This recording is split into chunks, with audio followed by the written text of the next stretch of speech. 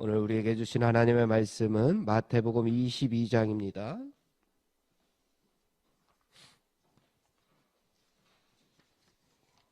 마태복음 22장 23절부터 33절까지 봉독하겠습니다.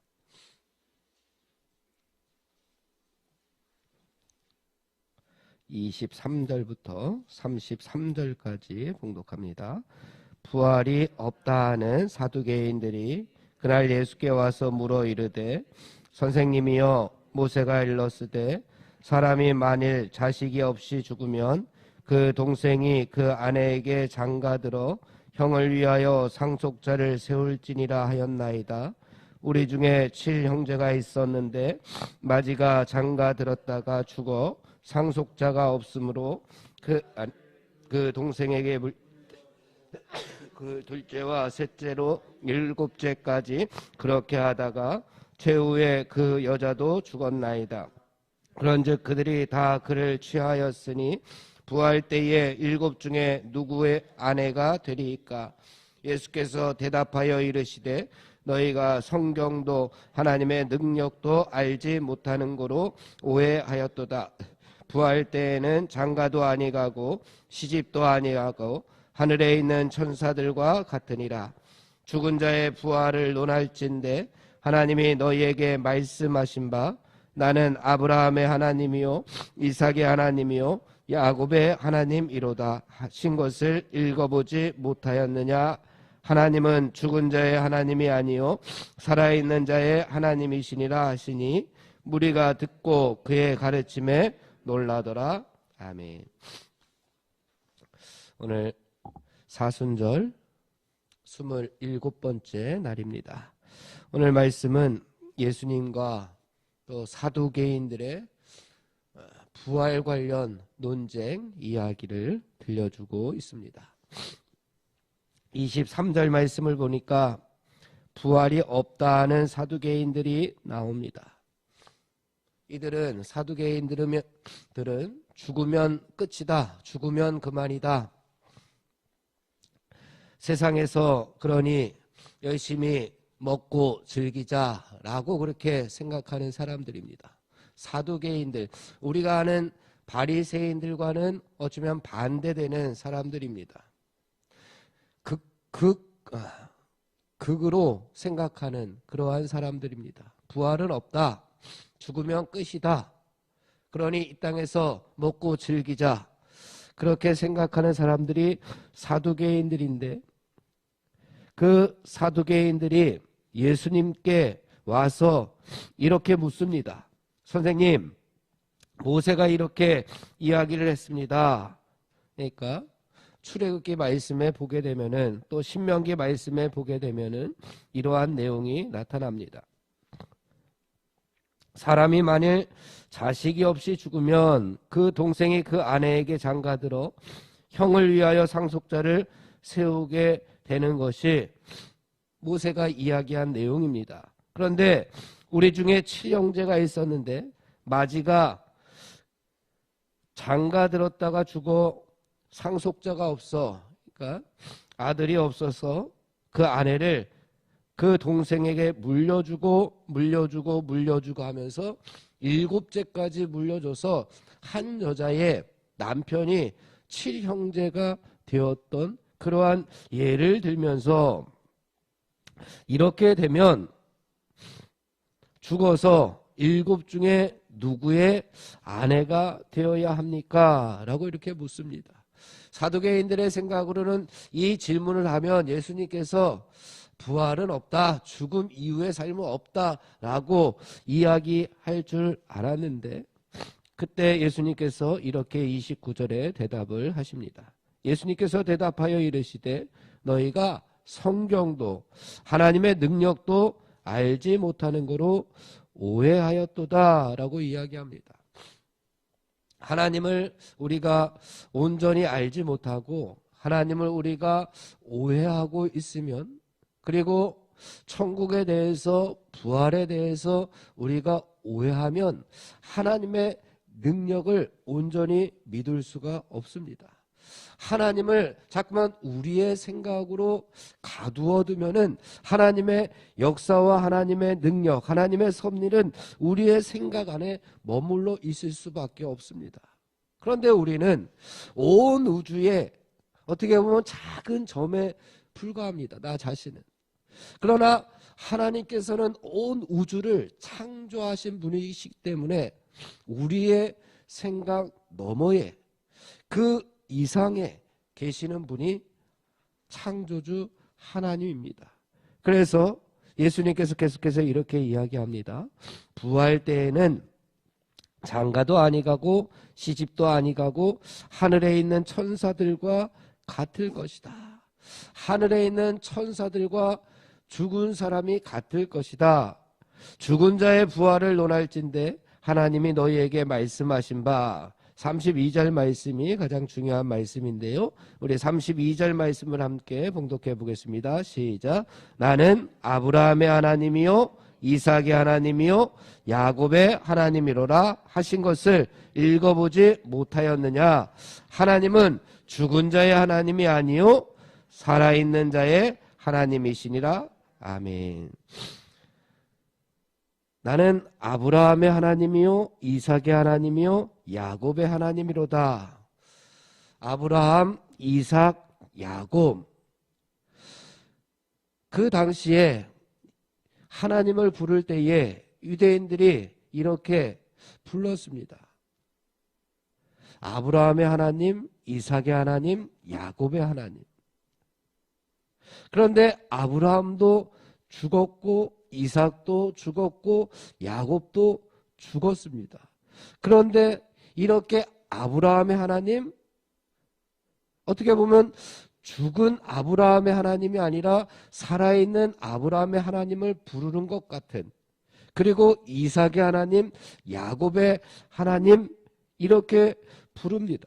그것이 유대인들이 구약에 이스라엘 백성들이 믿던 하나님입니다.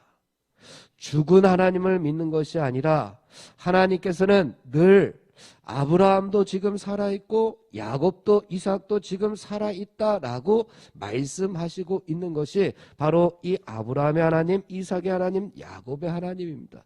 지금도 하나님은 살아있는 아브라함의 하나님이요 살아있는 이삭의 하나님이요 살아있는 야곱의 하나님이다라고 이렇게 말씀하고 있는 겁니다. 죽은 사람과는 하나님과 아무런 관계가 없지만 살아있는 사람들과 늘 함께하기를 원하시는 하나님의 모습이 나타나게 됩니다. 그래서 그 뒤에 하나님께서 하나님은 죽은 자의 하나님이 아니요 살아있는 자의 하나님이시니라 이렇게 말씀하고 있습니다. 이 세상에서의 모든 삶이 끝나도 죽은 것이 아니라고 하는 겁니다. 이 세상에서의 모든 생명이 다해도 그 이후의 삶이, 인생이 뭔가가 있다는 겁니다. 그것이 부활이요 그것이 죽은 것이 아니라 계속해서 살아있어서 새 몸을 입고 계속 살아있어 그 이후에도 하나님과 함께 살아가는 삶이 분명히 있음을 32절에서 우리에게 보여주고 있습니다. 그러니 우리가 죽었다 하더라도 그것이 죽은 것이 아니요 계속해서 살아있음을 하나님은 우리에게 보여주면서 계속해서 살아있는 자의 하나님의 모습을 우리에게 보여줍니다. 그러니 우리들도 계속해서 살 것입니다.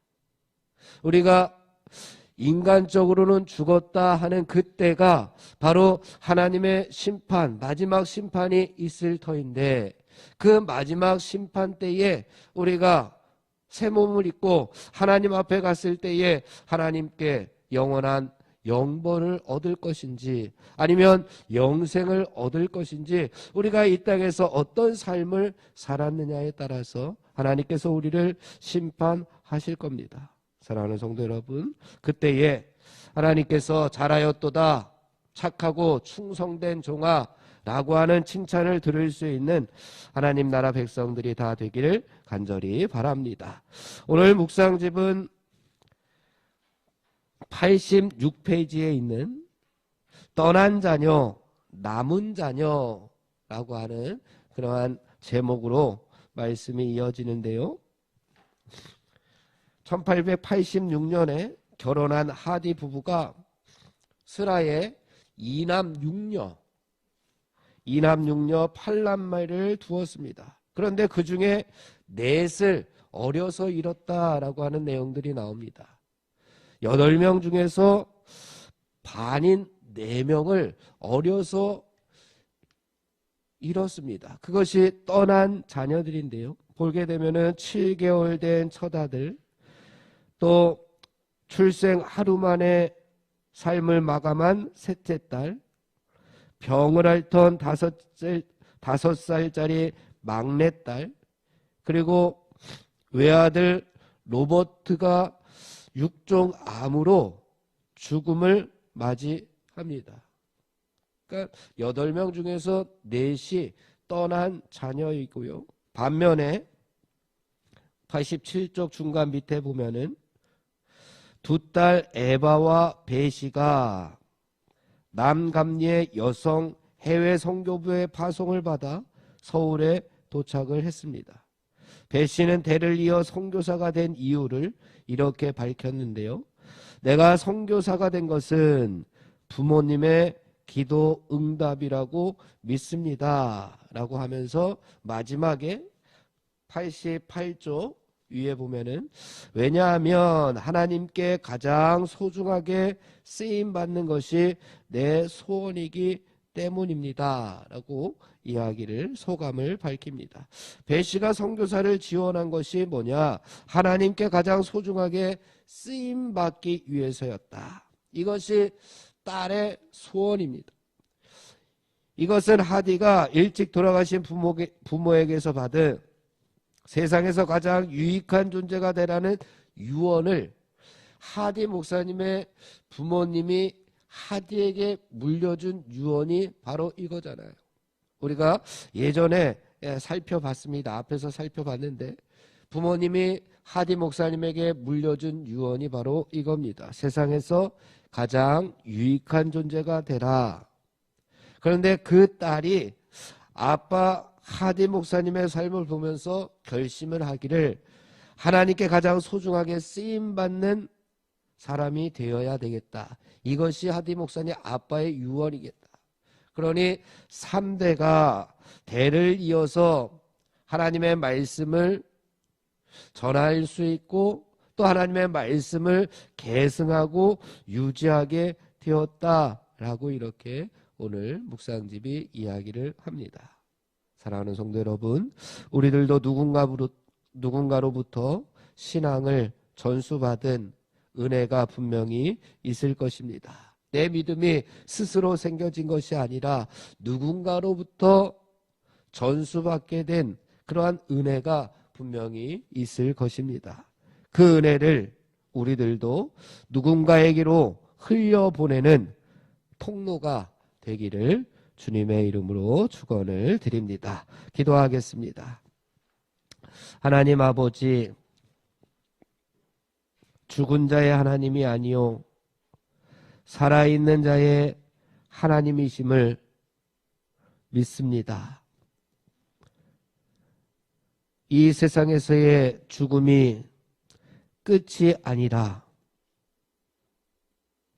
영원한 것을 바라보는 하나님 나라 자녀들로서 하나님께서 주신 은혜가 우리 가운데 충만하여 살아갈 수 있도록 인도하여 주시고 그 은혜를 어두운 세상 가운데로 흘려보낼 수 있는 구원의 통로, 은혜의 통로가 되게 하여 주시옵소서.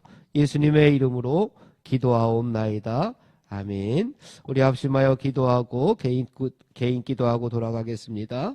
우리 합심하여 기도할 기도의 제목은 하나님 나라 시민답게 살아가게 하여 주옵소서. 하나님의 말씀이 내 삶의 기준이 되게 하여 주시옵소서.